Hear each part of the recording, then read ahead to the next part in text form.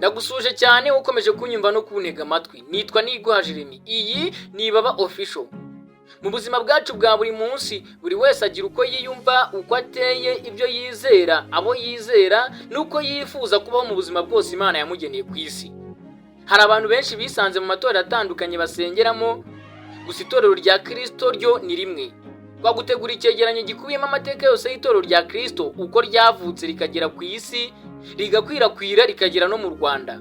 Uko amatorero yagiye avuka atandukanye akitwa n'amazina. Jye muri kumva nitwa Nigwa Jeremy. Tukiri aho, abarenga 85% by'abari kureba iyi video ntabwo bakoze subscribe. Nyamara kuyikora ni ubuntu. Na nyuma yo kuyikora ntacyo baba. Ndagushimira cyane wamaze gukora subscribe, gukora like na comment, byo bidutera imbaraga zo gukomeza gukora cyane. Bikaba karusho iyo ukoze share ugasangiza inshuti zawe, ibiganiro byacu bikagera kure. Mbere na mbere, nshimye Imana cyane ko yemeye ko dukora kuri iki kiganiro twasabwe na benshi. Amateka y'itorero cyangwa se church history, icyo abandi bita Christian history. Aya ni amateka ya Gikristo cyangwa se amateka y'abakristo tugiye kuganiraho. Itorero rya Gikristo rifite amateka menshi kandi maremare, gusa iri jambo ubwaryo church rifite ubusobanuro. Church ntabwo ari inzu cyangwa indi nyubako runaka, ahubwo church cyangwa kiliziya ni uruhurirane rw'abizera bose ba Kristo. Gusa abizera bakaba mu matsinda atandukanye, icyo twakwita different denominations. Aha twifuje ko twaganira cyane ku mateka y'itorero rya Kristo, nuko ryavutse, nuko aya matsinda yose tubona ku isi yagiye abaho. Aya mateka turayahera igihe Yesu Kristo yazaga mu isi mu kinyejana cya mbere. Ibyabaye mbere ya Kristo mbivuzeho gato, reka tubishyire mu bice bibiri. Hari igice cya mbere cyabayeho umuntu atarakora icyaha. Mu rurimi rw'icyongereza iki gice bacyita innocent period. Iki ni igice kera aho umuntu yari abayeho mu buzima bwisanzuye kandi yisanzuranye n'Imana, ari uwera imbere y'Imana. Igice cya kabiri cyabayeho ni igice umuntu yakiraga virusi y'icyaha agahinduka. Aha ni imbere ya Kristo yuko aza mu isi. Kubera ko Imana yakundaga umuntu cyane yaremye, nkuko tubisanga muri Yohana igice cya 3:16 bavuga ngo uko Imana yakunze abari mu isi cyane, byatumye itanga umwana wayo w'ikinege kugira ngo umwizera wese atarimbuka, ahubwo ahabwe ubugingo buhoraho.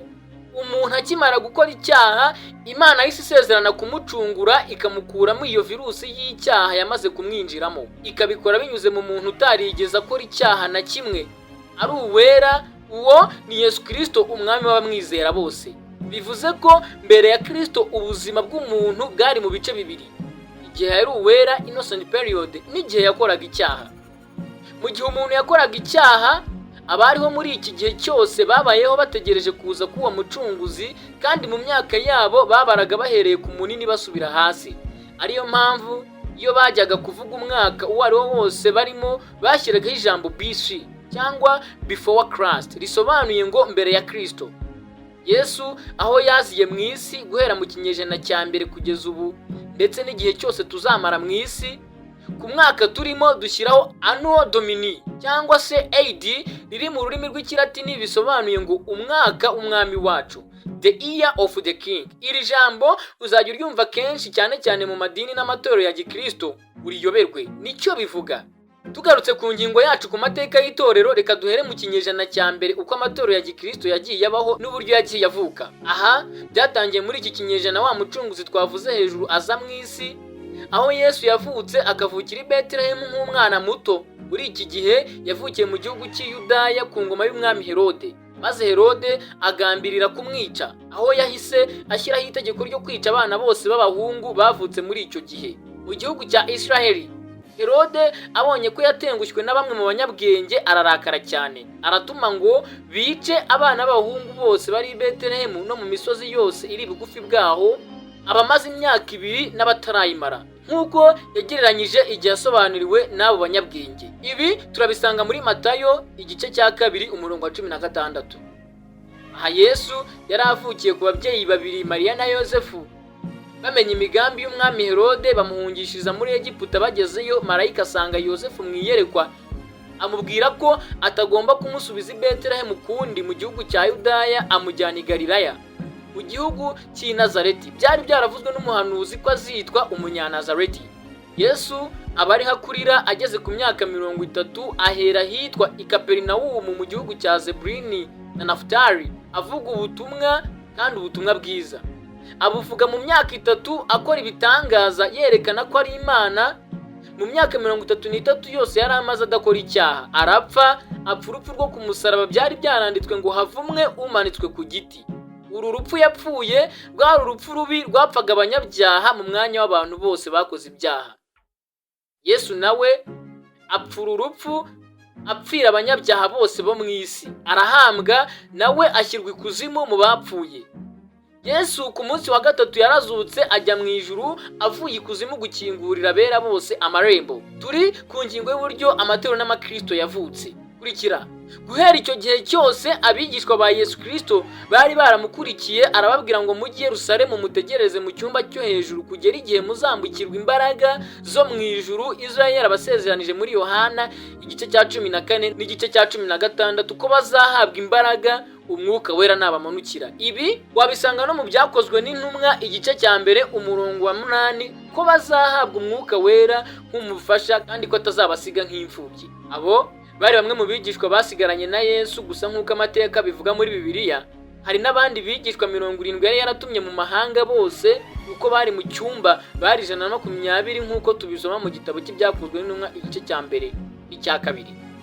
Icyo gihe umwuka wera arabamanukira, bakundaga kubita abigishwa ba Yesu Kristo, kandi niko kuri koko bari abantu biyemeje gukurikira Yesu nka master wabo. Uko kiriya gihe, igihe cy'Abagiriki ari wo muco wakoreshwaga, iri jambo abigishwa babaga ari nabo barizana cyane, niho byaturutse bakabita aba disciples mu buryo bwabo bwa gifilozofe. Nk'uko n'abandi bafilozofe bose batangaga inyigisho zigiye zitandukanye muri kiriya gihe zabo bwite, abazemeye bakazikurikiza bakabita aba disciples cyangwa abigishwa babo. Socrate, Plato n'abandi bafilozofe benshi batandukanye bari bafite abigishwa babo, nuko Yesu nawe abonye bamukurikira batangira kubita abigishwa. Yesu bamufata nk'umufilozofe. Aba bigishwa ba Yesu Kristo aho bari mu cyumba cyo hejuru ari 120 baje kuzuzwa umwuka wera, Petero arabwiriza cyane. Nicyo kibwiriza cya mbere cyabayeho nta mikrofoni ihari. Abwirije abantu barenga 3000 barakizwa.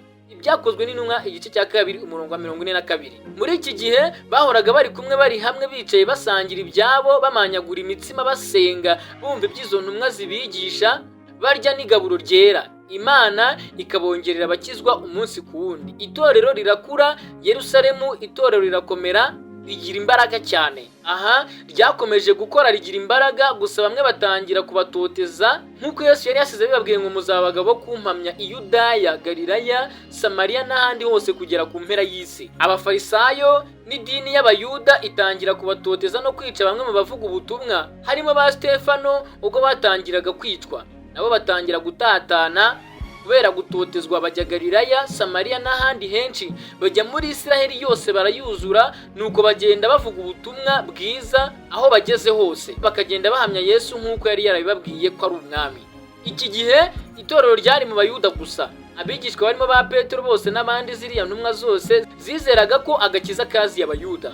Ubutumwa bwarakomeje buravugwa, ntibacika intege nubwo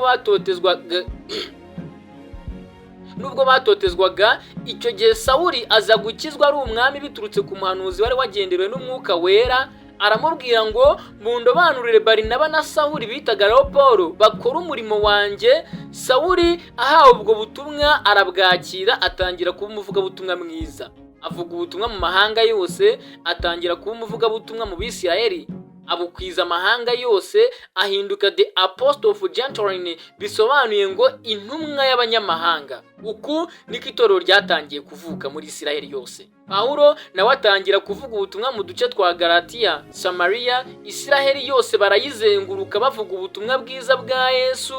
Barambuka bafata Uburayi. Icyo gihe bwari bugizwe n'igice cya ruguru n'amajyepfo, kimwe cyari Abakorinto, ikindi ari Abafilipi. Avuga ubutumwa mu Bafilipi n'i Korinto, arahava ajya i Roma, mu bice byose by'i Burayi avugamo ubutumwa bwiza.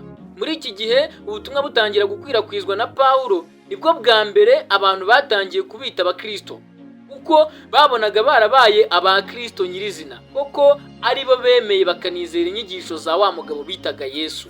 Iki gihe nta zina na rimwe ryari ryarigeze kubaho ngo Anglikani, Katolike, Pentecoste, Zion Temple, Restoration Church, Adventiste habe na rimwe.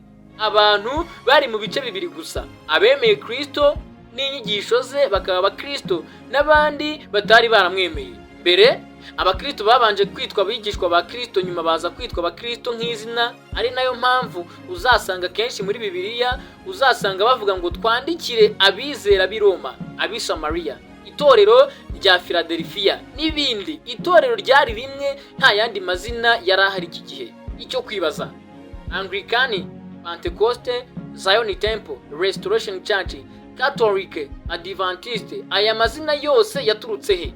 Kurikira iki kiganiro urabisobanukirwa neza. Nge muri kumva nitwa Niguha Jeremy. Iyi ni Baba Official.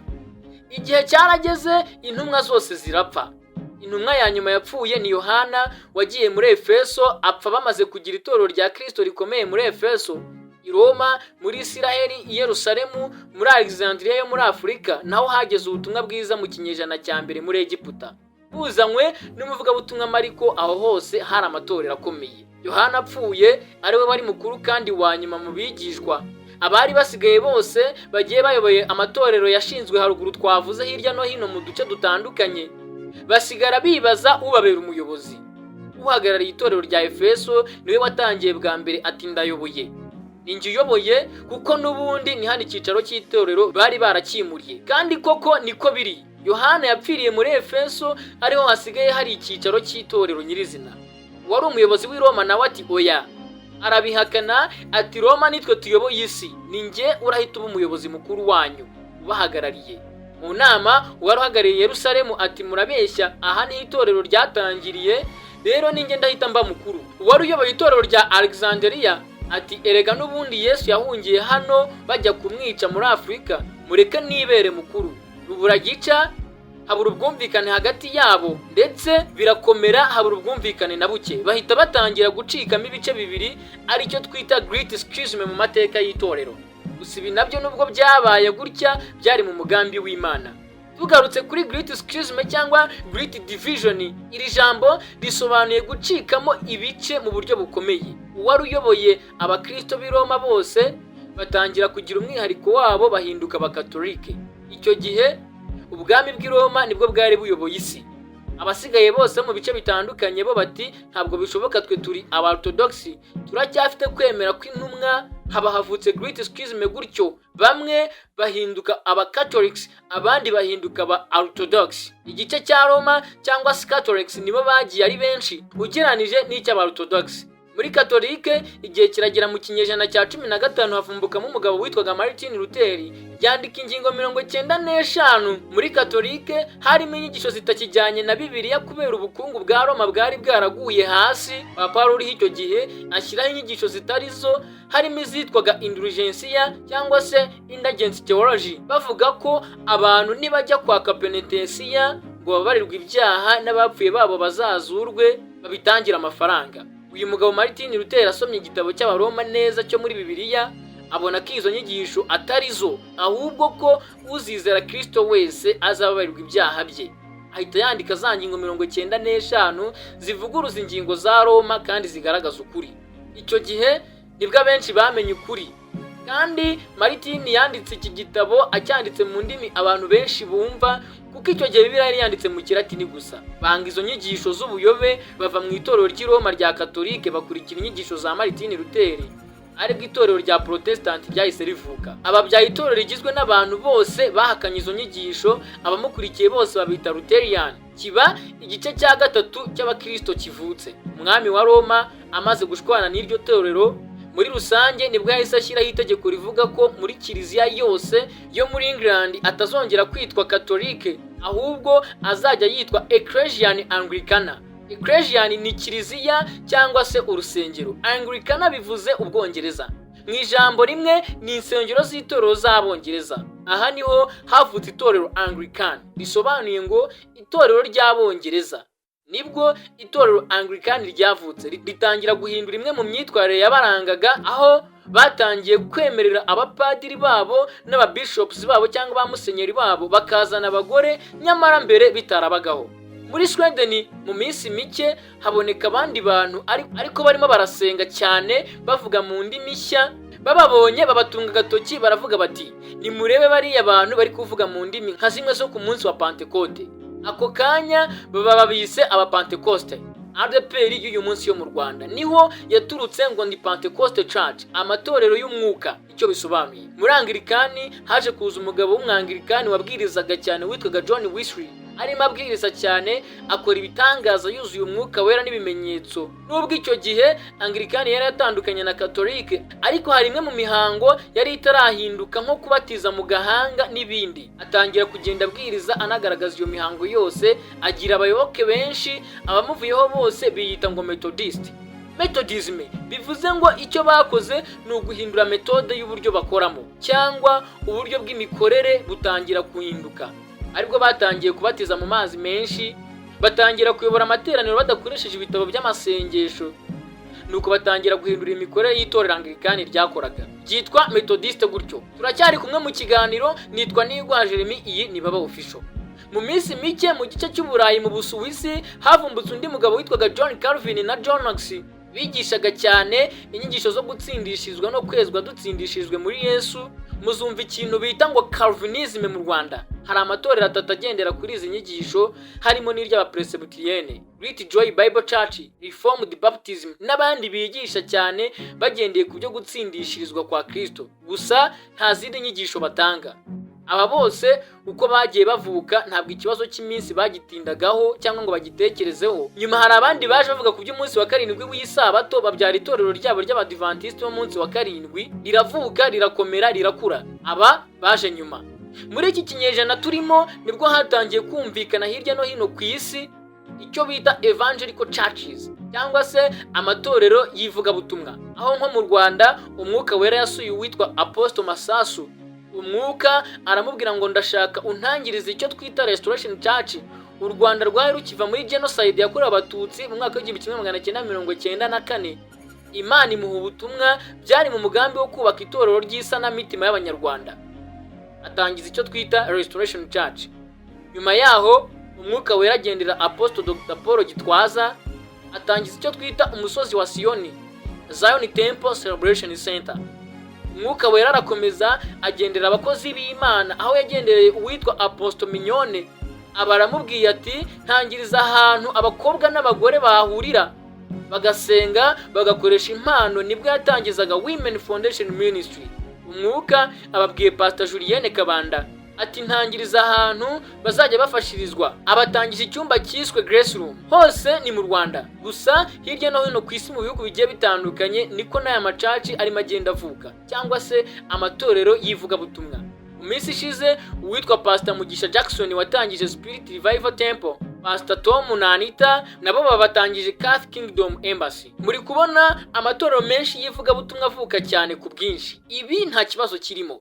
Nk'uko byanditse muri Bibiliya, Yesu yaravuze ati muri umubiri ugizwe n'ingingo nyinshi, nanjye ndi umutwe. Uko amatorero yagiye avuka cyane ku bwinshi ni ugukura k'umubiri wa Kristo no kwaguka cyangwa kugwira kw'Abakristo, ingingo zikaba nyinshi. Ko ingingo ziba nyinshi mu mubiri umwe wa Kristo. Abakorinto igice cya 12 umurongo wa 12 hari amagambo avuga ngo nk'uko umubiri ari umwe ukagira ingingo nyinshi, kandi nk'uko ingingo z'umubiri zose nubwo ari nyinshi ari umubiri umwe, ko na Kristo ari. Nawe witekerejeho ku mubiri wawe ufite ingingo nyinshi zitandukanye. Ufite umutwe, amaboko, amaguru n'izindi ngingo z'imbere mu mubiri, ariko ntabwo bifite umumaro umwe. Ni nayo mpamvu kuvuka kw'amatorero menshi nta kibazo kirimo, ahubwo niko byari byanditswe kandi niko byari mu mugambi w'Imana. Iyi niyo mpamvu byitwa Christian denominations. Iri jambo denominations riva ku nshinga to denominate, bivuga ngo kwiganza mu kintu runaka. Bose ni ingingo za Kristo, ariko zifite ibyo zigiye zibandaho cyane ziganjeho kurusha izindi. Gusengera mu itorero rimwe cyangwa guteranira mu itorero rimwe ntacyo bitwaye, nta kibazo kirimo. Ahubwo urasenga nde? Ukurikiye nde? Twese uwo dukurikiye ni Kristo. Gushimiye amahitamo 100% wagizeyo kudukurikira no kumva iki kiganiro cyacaga hano kuri Baba Official. Niba wagikunze kora like. Niba hari icyo utasobanukiwe cyangwa hari igitekerezo ushaka kutugezaho nk'icyifuzo, cyandike muri comment. Niba kandi wumva hari inshuti zawe wagisangiza, kora share. Twizeye 100% ko wamaze gukora subscribe. Nje mwari kumwe, nitwa Nigwa Jeremy. ugire amahoro.